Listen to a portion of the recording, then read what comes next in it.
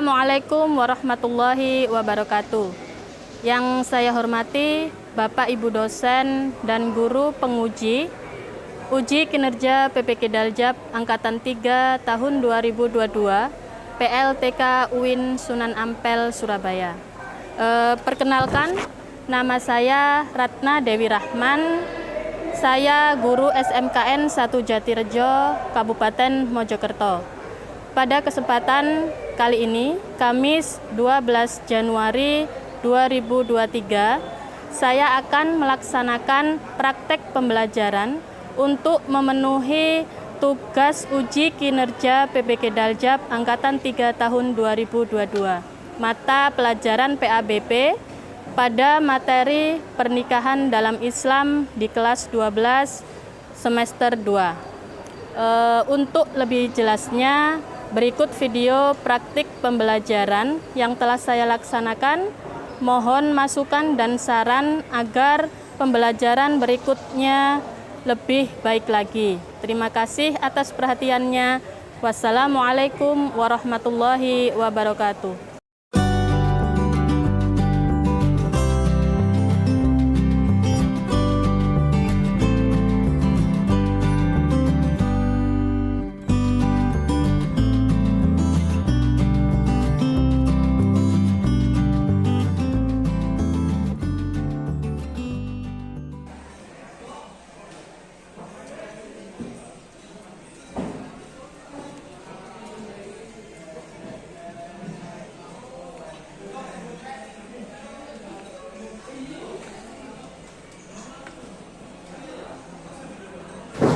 Assalamualaikum warahmatullahi wabarakatuh. Waalaikumsalam warahmatullahi wabarakatuh. Selamat pagi anak-anak. Pagi. Bagaimana kabarnya hari ini? Baik. Baik ya.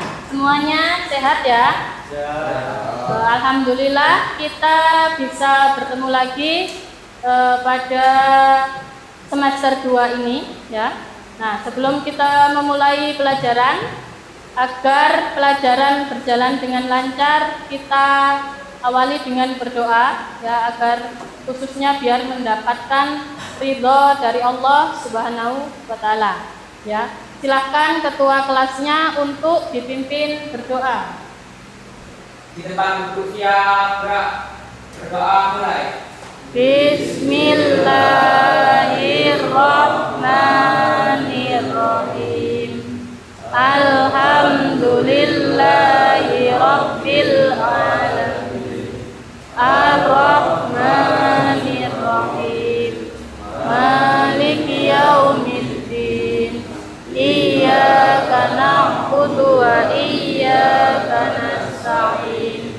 Ihdinas siratal mustaqim, siratal ladzina an'amta 'alaihim ghairil maghdubi 'alaihim waladdallin. Raditu billahi rabban wa bil islami dinan wa bi Muhammadin nabiyyan wa rasulah. Rabbi zidni ilma warzuqni fahma. Amin ya rabbal alamin. Ya, terima kasih. Sebelum Ibu mulai, Ibu absen dulu. Masuk semuanya? Masuk ya. Nah, Ibu harap di semester 2 ini ya kalian sudah tidak lagi sering-sering membolos ya.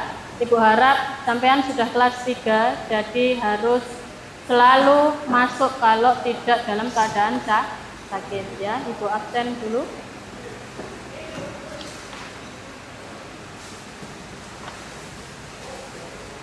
Ahmad Fatkur Rasyidin, Ahmad Sultan, Ali Sabana, Dimas Agus, Zaki Rahmatullah, Farhan Hamid, Hadir. Wildan Arfani. Ya, alhamdulillah ya hadir semuanya. Nah, baik anak-anak, Ibu lihat semuanya masih fresh semua ya. Berarti sudah siap untuk memulai pelajaran pada semester 2 ini. Sudah siap semuanya? Siap ya. Nah, baik. Sebelum Ibu mulai, Ibu ingin bertanya ya. Kemarin di semester 1 kita sudah membahas tentang surat Al-Imran ayat 159, kemudian surat Al-Luqman ayat 13-14 tentang ibadah dan bersyukur, kemudian iman kepada hari akhir, iman kepada qada dan qadar, dan yang terakhir adalah perbuatan ihsan atau perbuatan yang baik. Nah, sebelum kita mulai pembelajaran hari ini, Ibu ingin mengingatkan kalian kembali, apakah kalian ingat di semester 1 kemarin, pelajaran di semester 1 kemarin ya? Coba Ibu ingin bertanya tentang iman kepada hari akhir. Apa sih makna dari iman kepada hari akhir? Ada yang tahu? Ya, silahkan Sultan. Percaya bahwa hari gantulan itu akan datang. Ya. Jadi iman kepada hari akhir itu ialah percaya bahwa hari kehancuran itu pasti akan datang. Nah, selain iman kepada hari akhir, ada juga iman kepada qada dan qadar. Apa sih makna iman kepada qada dan qadar? Ada yang tahu? Ya, silahkan Ali Sabana. Percaya sesuatu yang terjadi itu adalah kehendak Allah SWT. Ya, jadi iman kepada qada dan qadar itu mempercayai bahwa segala sesuatu atas kehendak Allah ya. Baik, alhamdulillah ya sampean kalian semua meskipun libur ya masih mengingat pelajaran di semester 1. Nah, baik anak-anak, sebelum kita mulai pembelajaran, kalian perlu mengetahui apa sih tujuan dari pembelajaran hari ini ya. Nah, yang pertama adalah menjelaskan ketentuan pelaksanaan pernikahan berdasarkan syariat Islam. Yang kedua ya, menjelaskan dalil-dalil tentang ketentuan pelaksanaan pernikahan berdasarkan syariat Islam, dan yang terakhir adalah menjelaskan hikmah dan manfaat ketentuan pelaksanaan pernikahan berdasarkan syariat Islam. Ini adalah tujuan dari pembelajaran. Di semester 2 kali ini untuk bab pertama kita akan membahas tentang, bisa sampean perhatikan ini ya. Nah, tentang pernikahan dalam Islam ya. Pernikahan dalam Islam, indahnya membangun mahligai rumah tangga. Nah, sebelumnya Ibu ingin bertanya, apa sih yang dimaksud dengan menikah? Nikah, kata-kata nikah itu yang bagaimana? Siapa? Ada yang tahu? Ya, Rian, coba nikah itu apa ya? Suatu akad yang menghubungkan suami istri. Ya, bisa seperti itu ya. Jadi suatu akad yang bisa menghubungkan perbuatan suami istri itu adalah nikah. Nah, ini coba sampean perhatikan di sini ya. Makna pernikahan dalam Islam. Nah, selain dari segi bahasa, nanti ada juga secara istilah ya. Tadi yang disebutkan Rian itu termasuk salah satu secara istilah ya. Jadi hubungan suami istri, halalnya hubungan suami istri. Nah, kalau secara bahasa berasal dari kata nakaha yankifu nikahan, yang artinya menikahi, mengawini atau memperistri. Itu arti apa secara bahasa ya. Kalau secara istilah ya, pernikahan itu berarti ikatan, akad ya, perkawinan dilakukan sesuai dengan ketentuan hukum dan ajaran agama. Maksudnya bagaimana? Sesuai ketentuan hukum dan ajaran agama itu berarti harus sesuai syariat Islam. Nanti ada syaratnya sendiri, ada rukunnya sendiri. Nah, di sini juga pernikahan bisa diartikan sebagai himpunan ya, atau al-adem.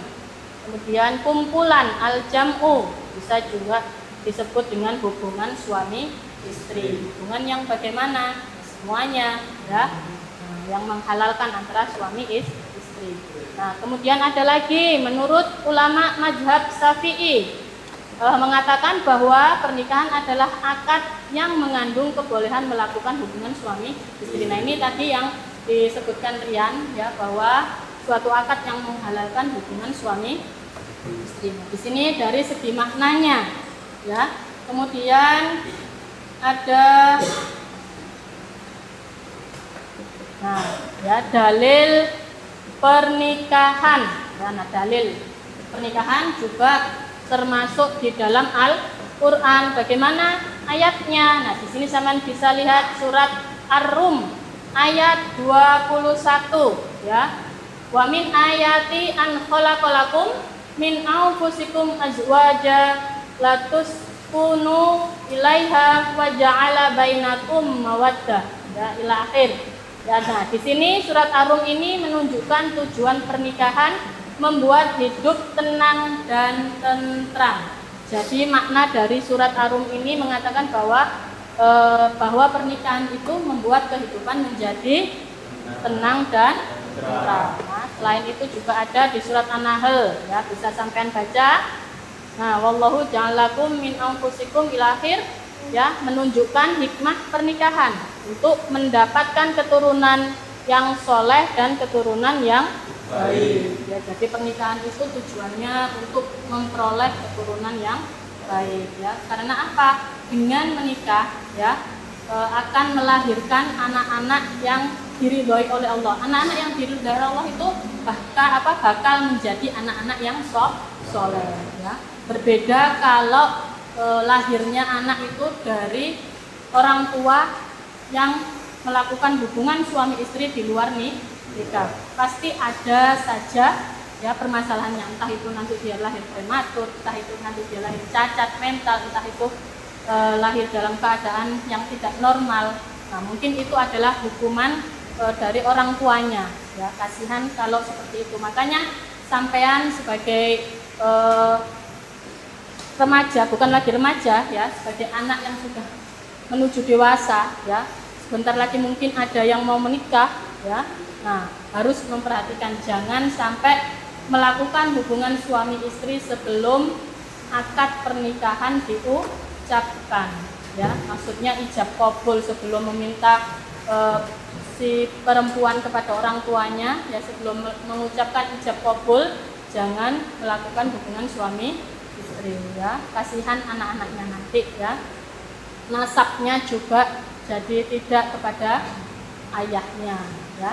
Nah, setelah dalil di sini nanti ada, bisa memperhatikan hukum pernikahan. Nah, di sini Bu ingin tanya ya, hukum asal dari pernikahan itu apa? Hukum asal dari pernikahan, ada yang tahu? Coba Kelvin, hukum asal pernikahan itu apa? Mubah. Apa sih mubah itu artinya? Boleh. Nah, hukum asal pernikahan itu adalah mubah. Karena dengan pernikahan itu menghindari dari kemadharatan ya, mendatangkan kemaslahatan. Makanya hukum pernikahan asal itu adalah mubah ya. Karena apa kok mubah? Kok enggak wajib, Bu? Kok enggak sunat, Bu? Ya, dimubahkan, maksudnya hukumnya mubah ya. Itu karena ketika nanti dalam rumah tangga ada ketidakcocokan, ketidaksesuaian dengan pasangan, maka mereka diperbolehkan untuk berpisah ya. Nah, tapi yang namanya perpisahan itu adalah sesuatu hal yang sangat dibenci oleh Allah. Makanya hukum pernikahan asal itu adalah boleh. Jadi kalau seumpamanya yang khawatir untuk tidak nanti rumah tangganya kurang bahagia atau bagaimana, nah itu tidak memilih tidak menikah. Makanya hukum asalnya adalah boleh. Nah, nanti bisa juga menjadi wajib ya, hukumnya bisa menjadi wajib atau haram, bisa menjadi sunnah atau makruh ya. Nah, kenapa? Kalau sunnah itu sesuai dengan apa? Sesuai dengan syariatnya Nabi Muhammad Muhammad, itu apa? Sunnah, melakukan sunnahnya Nabi, yaitu salah satunya adalah menikah ya. Kalau haram itu jika niatnya untuk menyakiti pasangan. Ya, haram itu niatnya untuk menyakiti pasangan. Saya mau menikah sama dia, biar nanti ketika saya menikah sama dia, dia bisa saya sakiti. Nah, itu adalah haram kalau niatnya sudah jelas. Ya. Kalau wajib ketika kalian semuanya sudah tidak bisa menahan hawa nafsu, finansial atau ekonomi kalian sudah mampu, itu maka wajib untuk melakukan pernikahan ya. Makruh ya sama dengan sunnah. Kalau makruh, kalau sunnah disyariatkan oleh Nabi, kalau makruh itu yang lebih baik ditinggalkan menikah, yaitu tadi salah satunya bisa ke haram ya, menyakiti, karena menyakiti ya. Nah, berkaitan erat dengan nilai pelakunya ya. Ini hukumnya. Kemudian sahnya pernikahan dengan terpenuhinya syarat dan rukun ya. Apa saja syarat nikah dan rukun nikah itu? Nah, syarat nikah yang pertama, ditentukannya kedua mempelai, maksudnya adanya dua mempelai, suami dan istri, ada laki-laki dan ada perempuan. Kerelaan kedua mempelai, ya, maksudnya sama-sama rela untuk menikah tanpa adanya paksaan. Kemudian yang melakukan akad adalah wali. Walinya siapa? Si perempuan. Ya, harus itu wali perempuan, bisa ayah, bisa paman, bisa adik laki-laki, kakak laki-laki, itu walinya dari perempuan. Kalau seumpamanya tidak ada semua, bisa bisa diwakilkan orang lain, ya bisanya diwakilkan oleh hakim ya. Nah, adanya saksi. Jadi ketika menikah ada saksi minimal 2 orang ya. Mahar itu harta yang diberikan oleh calon suami kepada calon istri ya. Kemudian rukun nikah itu apa saja? Adanya kedua mempelai sama ya, syarat sama rukun ya. Adanya penyerahan ijab, yaitu mangkobil tu nikah ya, siapa, binti siapa, bimahrin ya, bimahrin apa, nah, itu namanya ijab. Adanya penyerahan atau qabul, penerimaan ya. Itu biasanya kalau qabul itu diucapkan oleh walinya perempuan, saya terima ya. Nah, itu dengan adanya 2 orang saksi. Jadi syarat dan rukun itu tidak beda jauh ya. Nah, kemudian mengenal mahram. Mahram itu apa? Mahram orang yang tidak boleh kita nikahi. Ya, nah di sini perempuan yang haram untuk dinikahi itu ada 4 ya. Karena keturunan, contohnya ibu ya. Karena sepersusuan, contohnya sepersusuan itu bagaimana? Sampai kalian mempunyai tetangga kalian melahirkan, kalian juga istri kalian melahirkan, tetangga kalian tidak bisa memberi ASI, kemudian ikut ASInya istri kalian. Nah, itu nanti anak kalian sama anaknya tetangga kalian menjadi saudara sepersusuan ya. Karena perkawinan, contoh ibu dari istri, jadi seumpamanya istrinya meninggal, kemudian ibunya dinikah, itu tidak boleh. Karena memiliki pertalian mahram dengan istri, ini pasti tidak boleh. Saudara, ya itu tidak boleh. Kalau sepupu boleh apa enggak? Sepupu boleh apa tidak? Tidak ya. Tapi kalau dari saudara laki-laki tidak boleh, kalau dari saudara perempuan diperbolehkan, itu sepupu ya. Nah, ini mahram. Kemudian hal-hal yang berhubungan dengan pernikahan ya, maksudnya yang memutuskan ikatan pernikahan itu selain meninggalnya salah satu dari pihak suami istri ya, ini adalah ilak, talak, khulu, bihar, fasakh, dan li'an. Dan adapun yang berkaitan dengan pernikahan selain di atas adalah iddah dan rujuk. Iddah itu masa penantian seorang istri ketika ditinggal oleh suami, bisa cerai mati atau cerai hidup. Kalau rujuk itu kembalinya suami dan istri setelah talak dijatuhkan, ya, jadi rujuk kembali. Ya. Sudah, mungkin dari sini ada yang ditanyakan? Dari penjelasan yang sudah Ibu jelaskan, ya silakan Rosidin, ada yang mau ditanyakan? Ilah talak dulu. Oh ya, tadi Ibu belum menjelaskan ya yang dimaksud dengan ilah. Kalau ilah itu sumpah suami tidak akan menggauli istrinya lagi, itu sudah jatuh talak 1. Dia bersumpah, saya bersumpah tidak akan menggauli kamu lagi dalam waktu 1 bulan seumpamanya. Nah, itu termasuk talak 1 sudah, ya, sudah jatuh talak. Nah, kemudian kalau talak sendiri itu artinya apa? Perceraian. Ya. Kalau hulu itu perceraian, tetapi yang meminta istri. Jadi istrinya minta bercerai. Kalau istri yang minta bercerai itu nanti dia membayar mahar, malah ya, membayar denda. Loh, kalau perempuan meminta cerai dia malah membayar denda. Tetapi kalau laki-laki ya hanya mengatakan pergi, itu sudah jatuh talak. Makanya mulut laki-laki itu harus benar-benar dijaga ketika dia sudah mempunyai istri. Jangan sembarangan bicara perpisahan. Jangan sembarangan menyakiti istri dengan kata-kata pergi kamu. Ya, itu adalah kata-kata cerai. Sudah jatuh talak. Ya, itu harus dijaga. Ya. Nah, kemudian apa sih perilaku mulia yang diharapkan di dalam pernikahan? Nah, melaksanakan perintah Allah dengan kesungguhan dan keikhlasan. Kemudian memelihara keturunan dan memperbanyak umat. Ya.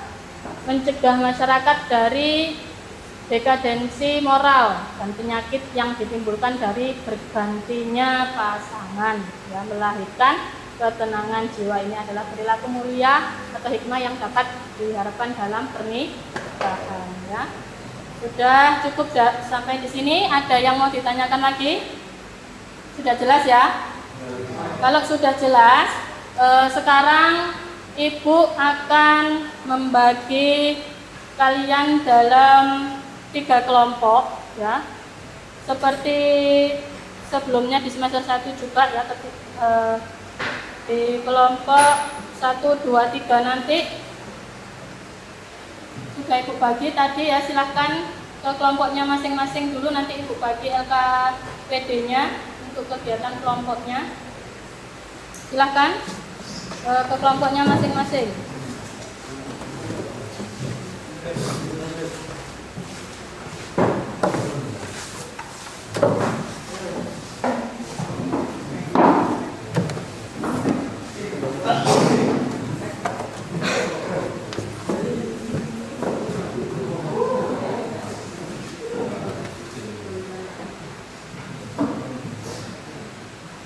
Kamu satu kelompok berapa?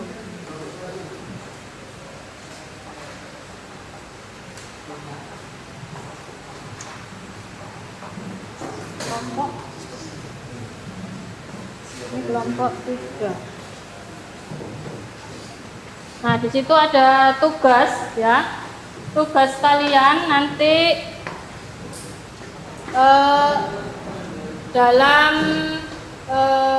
pernikahan, ya, di situ ada hukum, ya. Bisa kalian lihat, ya. Itu ada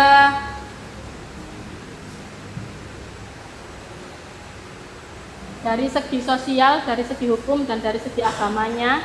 Kalian jelaskan apa sih pernikahan, ya, sesuai dengan hukumnya, sesuai dengan hukum sosialnya, hukum agamanya.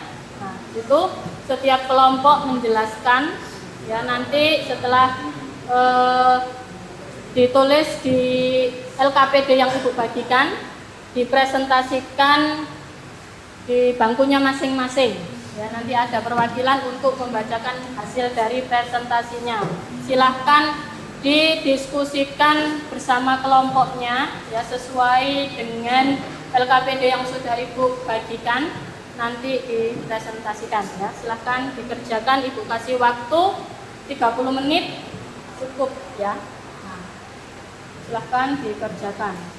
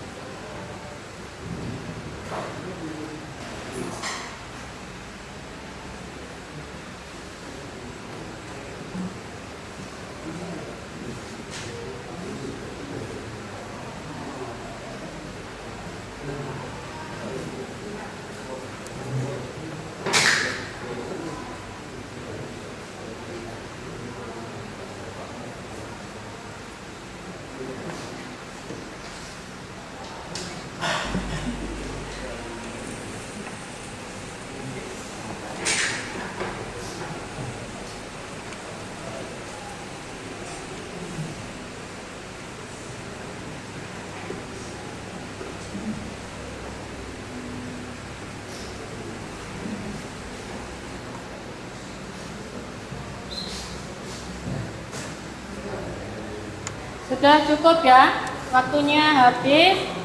Silakan setiap kelompok untuk mempresentasikan hasil diskusinya bersama kelompoknya masing-masing. Nanti jika ada yang kurang jelas dari kelompok 1, 2, 3, kelompok yang lain bisa bertanya.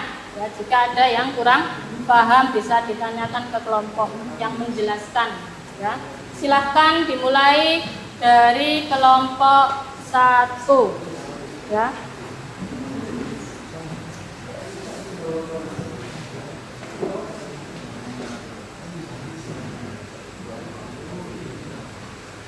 Kelompok 1 menjelaskan dari segi hukumnya, pernikahan dari segi hukumnya ya.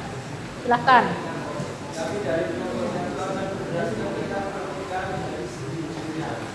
Ibadah dari segi hukumnya pernikahan adalah perjanjian yang sangat kuat karena adanya cara mengajarkan ikatan pernikahan telah diatur terlebih dahulu, yaitu dengan akad, nikah, dan rukun atau syarat tertentu. Cara mengumpulkan atau memutuskan ikatan pernikahan adalah diatur sebelumnya, yaitu dengan protokol talak, kemungkinan pasang, sabu, sikop, dan sebagainya.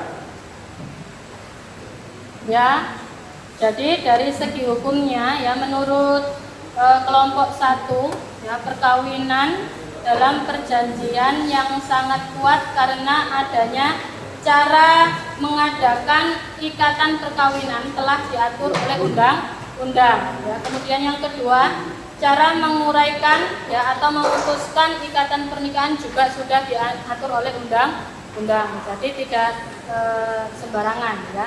Nah, dari kelompok 1 ini mungkin ada yang kurang jelas, bisa ditanyakan. Ya, silakan Ali, tanyakan dari ke kelompok 1. Pertanyaan ke kelompok 1. Tadi telah menjelaskan bahwa cara menguraikan atau memutuskan ikatan pernikahan adalah diatur sebelumnya, yaitu dengan protokol talak, kemungkinan pasang, sikap, dan sebagainya. Yang kami tanyakan apa yang dimaksud dengan fasah dan nikah. Nah, tadi ada istilah fasah dan sikok. Bisa dijelaskan apa sih fasah dan sikok itu? Arti fasah ialah merusak atau membatalkan. Ini berarti bahwa perkawinan itu diputuskan atau dirusakkan atau permintaan salah satu pihak oleh hakim pengadilan agama. Sedangkan sikok itu berarti perselisihan atau menurut istilah fikih berarti perselisihan suami istri yang diselesaikan dua orang hakim, satu orang dari pihak suami dan satu orang dari pihak istri. Jelas, Ali Sabana? Jelas ya. Jadi fasah itu merupakan apa? Dalam arti bahasa itu rusak. Jadi rusaknya hubungan suami istri. Kalau sikok itu perselisihan antara suami istri. Ya. Nah, kemudian kelompok 2 silahkan dipresentasikan. Ya. Dari segi sosial ya. Ya, silakan. Ditemui suatu penilaian bahwa orang yang berkeluarga atau pernah berkeluarga mempunyai kedudukan yang lebih dihargai dari mereka yang tidak kawin. Berkeluarga atau pernah berkeluarga mempunyai kedudukan yang lebih dihargai dari mereka yang tidak kawin. Ya, dari segi sosial itu ya orang yang menikah ya, jadi menurut kelompok 2 dari segi sosial pernikahan itu jika orang yang sudah menikah sama orang yang tidak menikah itu nilainya lebih lebih dihargai orang yang sudah menikah daripada orang yang tidak mau menikah ya. Ada yang ditanyakan mungkin kurang jelas dari kelompok 2.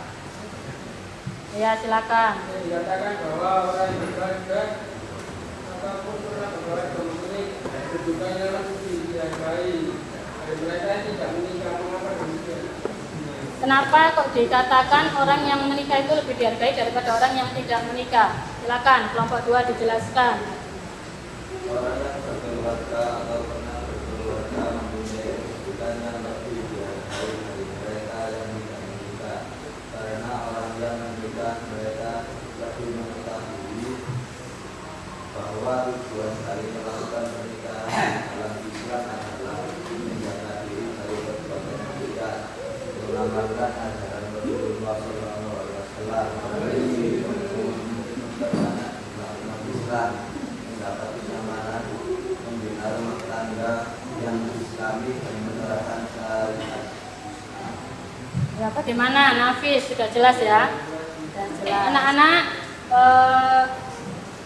untuk lebih sampai kalian bisa memahami lagi ya, nanti ibu bagi LKPD untuk individu dikerjakan masing-masing anak ya, kalian kerjakan sendiri-sendiri tanpa boleh melihat buku, jadi dikerjakan sesuai yang telah kalian dapat di pembelajaran hari ini. Silahkan kembali ke tempatnya masing-masing, kemudian nanti dibagi LKPD-nya. Tuan bisa dikerjakan masing-masing.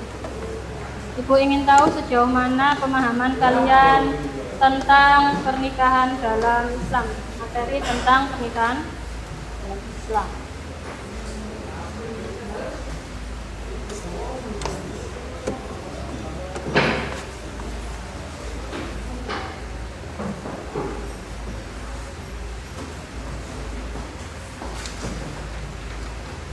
Silahkan dikerjakan. Ibu kasih waktu 20 menit. Dari 10 soal, ibu kasih waktu 20 menit.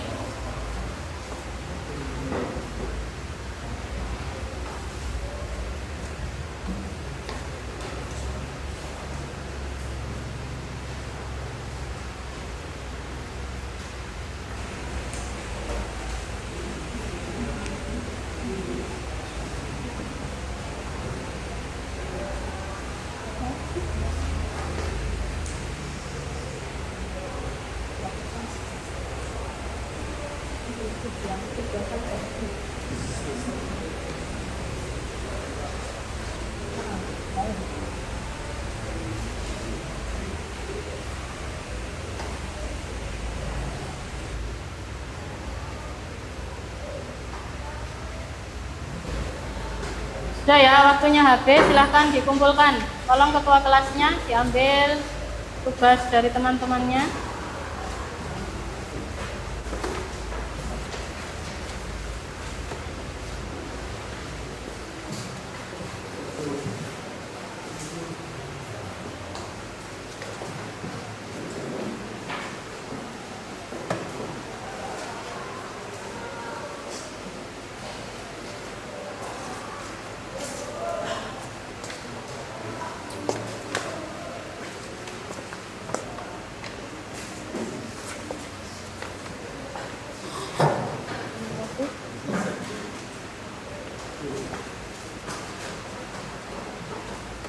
Ya, nanti tugas kalian ibu koreksi, ibu bagikan minggu depan ya.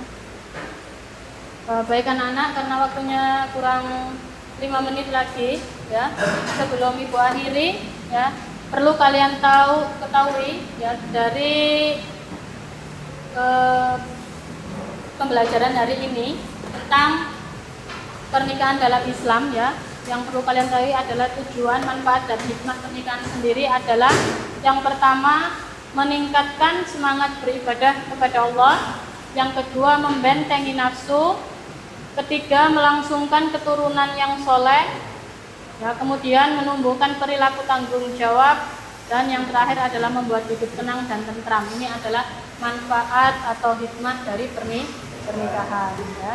Sudah jelas semua ya? Sudah jelas. Nah, untuk pertemuan minggu depan ya, kita akan membahas tentang mawaris ya. Apa mawaris?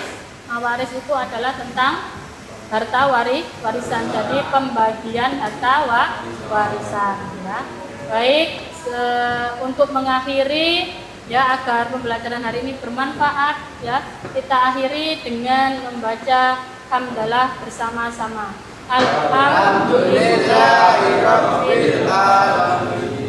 Ibu akhiri, assalamualaikum warahmatullahi wabarakatuh. Waalaikumsalam warahmatullahi wabarakatuh.